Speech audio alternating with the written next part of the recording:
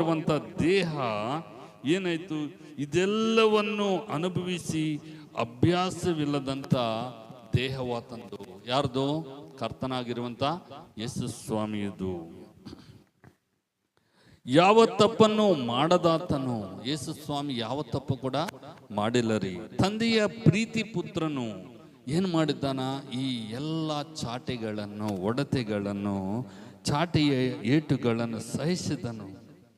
ಪ್ರತಿಯೊಂದು ಕೊರಡೆಯ ಹುರಿಯ ತುದಿ 9 ಸೀಸದ ಗುಂಡುಗಳು ಮೀನುಗಾಳದ ಮುಳ್ಳಿನಂತೆ ಸೇರಿಸಿತ್ತು ಎಂದು ದೇವರ ವಾಕ್ಯದಲ್ಲಿ, ಚರಿತ್ರೆಯಲ್ಲಿ ನಾವು ನೋಡ್ತಿದ್ದೀವಿ. ಅಂದ್ರೆ ಆ ಕೊರಡೆಗೆ ಇರುವಂತ ತುದಿಯಲ್ಲಿ ಏನಿರ್ತವಂತ 9 ಸೀಸದ ಗುಂಡುಗಳು ಮೀನುಗಾರನ ಮುಳ್ಳಿನಂತೆ ಸೇರಿಸಿತ್ತು ಎಂದು ಚರಿತ್ರಕಾರರು ಹೇಳುತ್ತಿದ್ದಾರೆ. ಅವೆಲ್ಲ ಏನು ಮಾಡಿದ್ದಾವ? ಯೇಸುವಿನ ಶರೀರವನ್ನು ಹರಿದುಕೊಂಡು